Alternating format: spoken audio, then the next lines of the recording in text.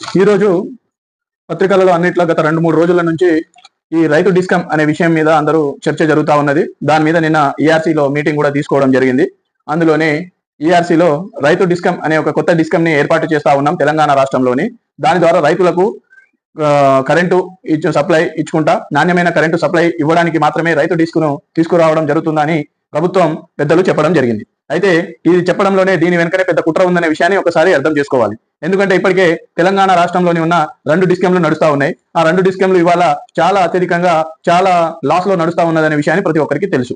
దానిలో భాగంగానే ఇవాళ మళ్ళీ రైతు డిస్కంలని తీసుకురావడము ఒక కుట్రపూరితమైన భాగమే. ఎందుకంటే రైతు మోటార్లకు మీటర్లు బిగించడానికే రైతు డిస్కమ్ అని తీసుకురావడం జరుగుతా ఉందని అది బండబుద్ధి చెప్పే విధంగా తెలియజేయవచ్చు. ఎందుకంటే ఇవాళ రైతులకు ప్రత్యేకమైన ఒక డిస్కమ్ ని తీసుకువచ్చి దాని ద్వారానే ఇవాళ రైతుల మోటార్లకు కరెంటు సప్లై ఇవ్వడం జరుగుతా ఉందని తెలియడం జరిగింది. అయితే ఈ ట్రాన్స్ఫార్మర్ల ద్వారా ఇవాళ రైతులకు ఈ సప్లై ఇవ్వడంతో ఆ ట్రాన్స్ఫార్మర్ దగ్గర ఒక మీటర్ ని ఏర్పాటు చేయడం జరుగుతుంది. ఆ మీటర్ల ద్వారా ఆ రైతులకు ఎంతవరకు కరెంటు వాడుతున్నారు, ఎంతవరకు ఎన్ని మోటార్లకు దీన్ని వాడుతా ఉన్నాయని ఒక రీడింగ్ ని ఏర్పాటు చేయడం జరుగుతుంది. ఆ రీడింగ్ల ద్వారా ఎప్పుడైనా ఒక రైతునికి కొంతవరకు మాత్రమే ఇవాళ ఉదాహరణకు మన ఇళ్లలో గృహజ్యోతి పథకం కింద 200 యూనిట్లు ఫ్రీ ఇచ్చినట్టుగానే ఆ డిస్కమ్ ద్వారా కొంత యూనిట్లు మాత్రమే ఫ్రీ ఇచ్చి దాన్ని ఆ డిస్కమ్ నుంచి ఒకవేళ ఆ యూనిట్లను దాటితే అప్పుడు వాడిన యూనిట్లు ప్రతి ఒక్క దాని మీద మళ్ళీ బిల్లు వచ్చే అవకాశం ఉంటుంది. దాని ద్వారా మీటర్లు పెరిగే అవకాశం ఉంటుంది. దాని ద్వారా రైతుల మోటార్ల మీద మీటర్లు ఉండి మళ్ళీ కరెంటు వసూలు చేసే పరిస్థితి వస్తుందని తెలియజేస్తాం. గతంలో బీఆర్ఎస్ ప్రభుత్వం అధికారంలో ఉన్నప్పుడు కేసీఆర్ గారి మీద కేంద్ర ప్రభుత్వం ఇదే విధంగా ఒత్తిడి తెస్తా ఉంటే దాన్ని మీటర్లు తెస్తే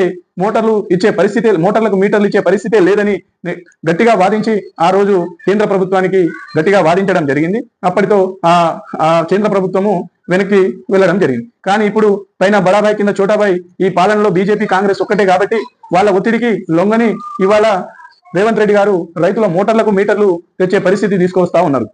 కావున మనమందరం తెలంగాణ రాష్ట్రంలో ఉన్న రైతు సోదరులు అందరూ దీన్ని ముక్కుముడిగా వ్యతిరేకించాల్సిన అవసరం ఉంది. ఎందుకంటే మొదట్లో బాగానే పనిచేస్తుంది, తర్వాత దీన్ని రైతుల మీద పెనభారంగా మారే పరిస్థితి ఉంటుంది. కాబట్టి మొదట్లోనే దీన్ని మనం అణిచివేస్తే మనకు ఉపయోగం ఉంటుంది, తర్వాత మనం బాధపడే పరిస్థితి వస్తుంది. కాబట్టి ఎప్పటికైనా రైతులు పెద్ద ఎత్తున ఉద్యమానికి మనం అందరము సిద్ధం కావాలి. ఈ రైతు డిస్కుకు వ్యతిరేకంగా అన్ని కార్యక్రమాలకు మనము సిద్ధం కావాల్సిన అవసరం ఉందని తెలియజేస్తూ జై తెలంగాణ, జై బీఆర్ఎస్.